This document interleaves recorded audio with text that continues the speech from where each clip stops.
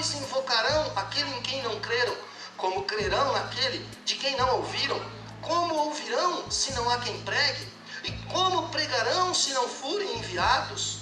Como está escrito, quão formoso os pés dos que anunciam a paz, do que anunciam as coisas boas, ou dos que anunciam o Evangelho. Viu como o Senhor precisa de você? Invocar, aqui a palavra de Deus nos diz, irmãos, que aquele que invocar o nome do Senhor será salvo. Mas como invocar se não crer? Como crer se não ouvir? Como ouvir se não há quem pregue? Como pregar se não for enviado? Sabe onde começa a salvação? Aqui, ó, no bolso. A salvação começa no bolso, irmãos. Porque quando nós ofertamos, nós estamos enviando as pessoas. Aqui nessa igreja, cadê o irmão? Aqui nessa igreja, quantas pessoas não aceitaram a Jesus? Quantas pessoas não se converteram?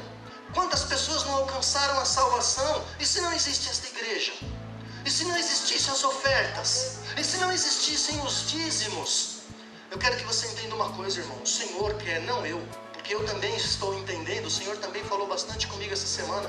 Quando nós ofertamos a Deus, Deus começa a mostrar algo de fantástico que há por trás das nossas ofertas. Nós temos que parar de olhar aonde os nossos olhos enxergam. Nós enxergamos ainda mal, bem mal mesmo, um palmo na frente do nariz. As tuas ofertas, irmãos, a tua oferta missionária no culto de missões, você não sabe o que Deus tem feito, como Deus tem abençoado missionários para que o Evangelho seja anunciado, para que o Evangelho seja pregado. Deus começa a trabalhar nas nossas vidas. Deus começa a abençoar as nossas vidas, sabe por quê? Porque nós entendemos que eu sou abençoado para abençoar. Abençoar. No livro de Atos, capítulo 10, nós temos a história de um homem chamado Cornélio. Esse homem, irmãos, a palavra de Deus nos diz que ele era piedoso e temente a Deus. A palavra de Deus nos diz que ele dava esmola e orava a Deus frequentemente. Esmola aos necessitados e orava a Deus com frequência. A palavra de Deus nos conta que o anjo chegou até Cornélio. O anjo chegou para ele e disse assim: Cornélio, as suas esmolas e as suas orações chegaram até Deus. Subiram como oferta, irmãos, como um memorial até Deus. Quando o anjo disse, aí o anjo acrescentou para Cornélio: mande homens até Jope, traga Pedro. Ele foi, mandou homens, Pedro veio, Pedro anunciou o Evangelho, várias pessoas se converteram e a igreja de Cesareia foi fundada. Para, irmãos, pensa comigo um pouquinho. Interessante como que começou a igreja em Cesareia. A igreja em Cesareia, ela começou com as orações e as esmolas de um homem chamado Cornélio. Ele deu aqui, nesta terra, chegou lá, no céu. Foi Deus quem olhou, foi Deus quem viu, foi Deus quem mandou um anjo e disse para ele: as suas ofertas, as suas esmolas e as suas orações chegaram até Deus. Nós precisamos aprender a olhar as coisas de Deus, irmãos, com os olhos espirituais. A nossa carne muitas vezes não deixa, mas nós precisamos. Quando nós ofertamos a Deus, você sabia que nós damos uma parte da nossa vida para o Senhor? É uma parte da nossa vida, sim. Quando você recebe o seu salário, você sabe que esse salário do teu emprego foi em função da tua inteligência, da tua força física, do teu know-how, do teu conhecimento, do teu tempo, que nunca mais vai voltar. E você deu tudo isso à empresa em que você trabalha. A empresa veio e te entregou um salário. É uma parte da sua vida. Quando você tira dali a sua oferta, para entregar na igreja oferta, o seu dízimo, ou entregar esmola, ajudar necessitados, ajudar missionários, você está tirando uma parte da sua vida e dando para Deus. Perceba qual a importância das ofertas, qual a importância de nós entregarmos ao Senhor. Nós vamos voltar na prosperidade já já, eu quero que você entenda o raciocínio disso.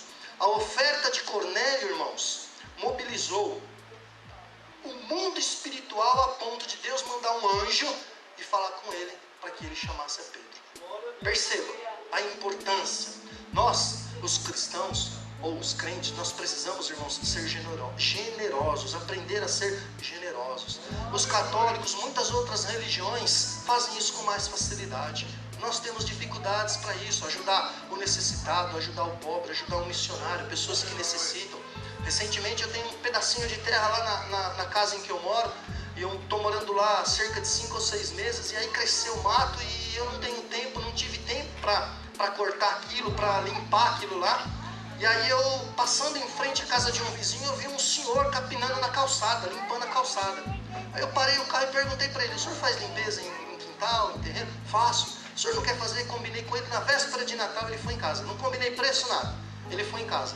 9 horas da manhã ele chegou, não era nem 9, acho que era umas 8h30, 8h40.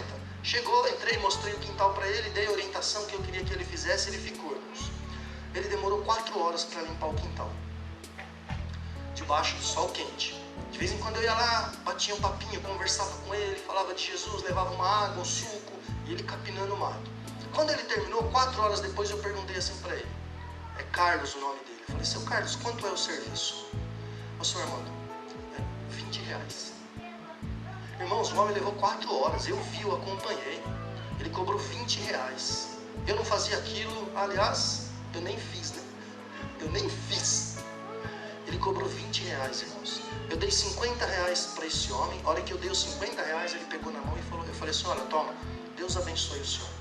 Feliz Natal. Se o senhor puder fazer uma visita para a gente lá na igreja, vai ser um prazer recebê-lo lá. Ele pegou o dinheiro, olhou para mim e falou assim: não vai fazer falta para o senhor. Humildade, homem humilde, homem necessitado, precisando. Eu falei: não, seu Carlos, pode ir, Deus abençoe, é um presente de Natal para o senhor. E ele foi embora. Foi embora. Eu procurei abençoar aquele homem. Eu quero que você entenda uma coisa, irmãos. Você sabia que Jesus falou mais sobre dinheiro do que oração? É verdade. Sabe por que Jesus falou mais de dinheiro do que oração? Porque o dinheiro, irmãos, ele mexe com o coração. O dinheiro mexe com as nossas intenções. O dinheiro mexe com a nossa vida. O dinheiro, a parte financeira, Deus quer a sua prosperidade da maneira dele. No livro de Mateus capítulo 6, versículo 19, a Bíblia diz: não acumule tesouro na terra, mas nos céus, pois onde estiver o tesouro, estará o seu coração. Onde está o seu tesouro? Pensa, onde estão os seus valores? Onde está o que mais te interessa? Pode observar que se você pensou em onde está o teu tesouro, os teus valores, o que mais te interessa, o teu coração está lá. O teu coração está lá, pode observar isso, pode prestar atenção. Muitos querem a bênção do Senhor. Para quê? Para fazer igual o filho pródigo? Lembra do filho pródigo? O filho pródigo chegou para o seu pai e pediu a sua herança.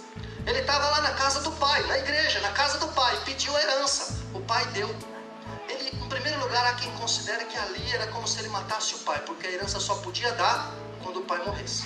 O pai adiantou e deu herança. Como você tem conseguido as bênçãos na sua vida? Reflita sobre isso.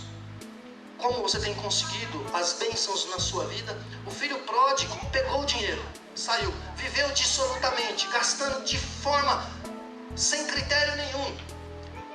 Saiu com prostitutas, gastou sem pensar, sem raciocinar, sem saber o que estava fazendo, começou a passar fome, teve que apacentar porcos. Como eu disse, plantou e colheu. Diferente de Jó, né?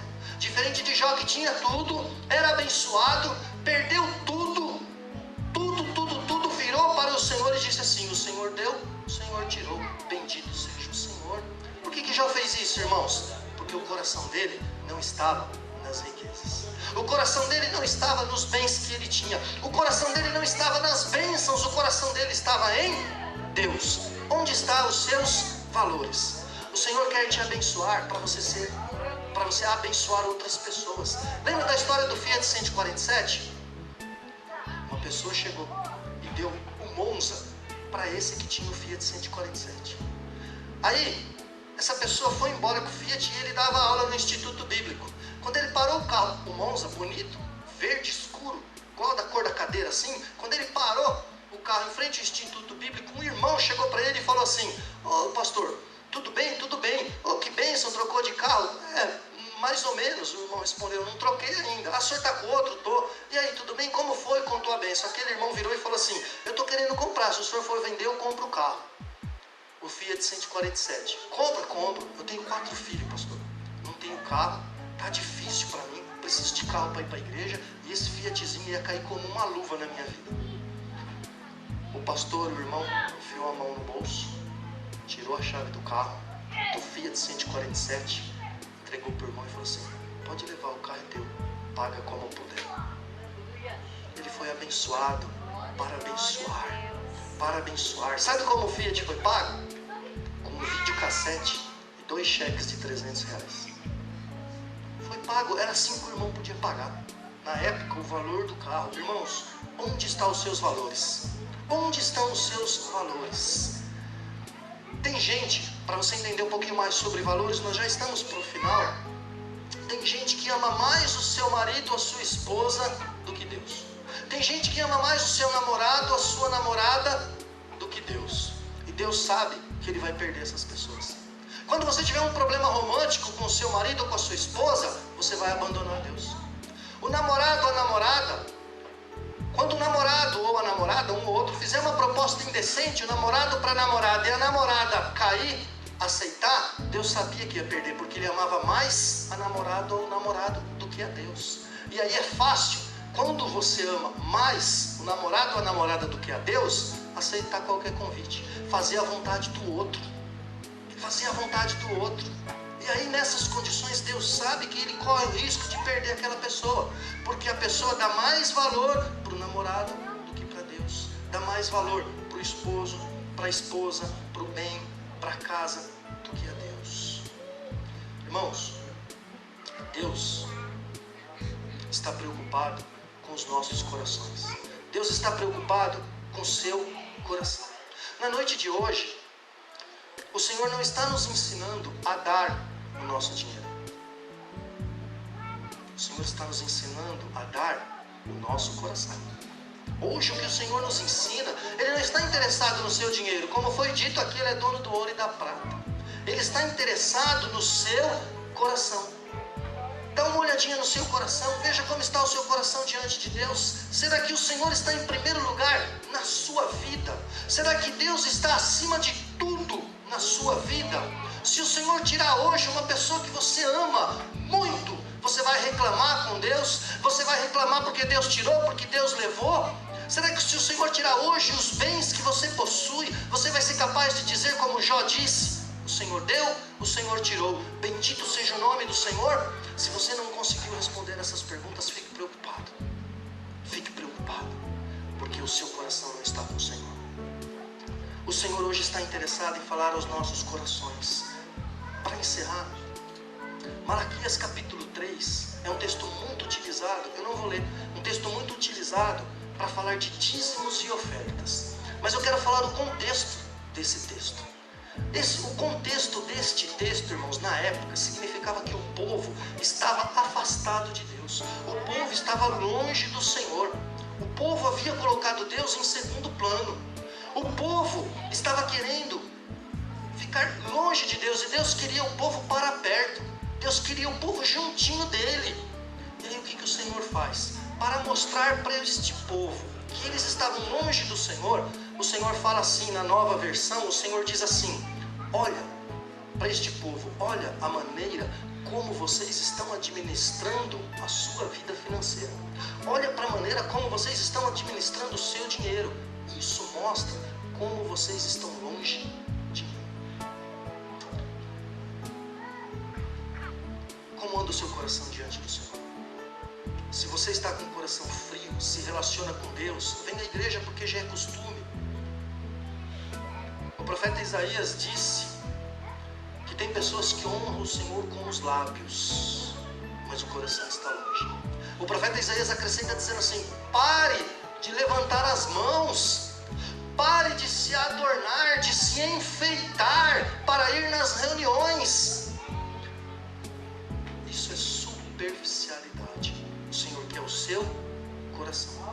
Nada mais que isso. O Senhor não negocia. Ele quer o seu coração. Eu queria que você se colocasse de pé neste momento, por gentileza. O salmista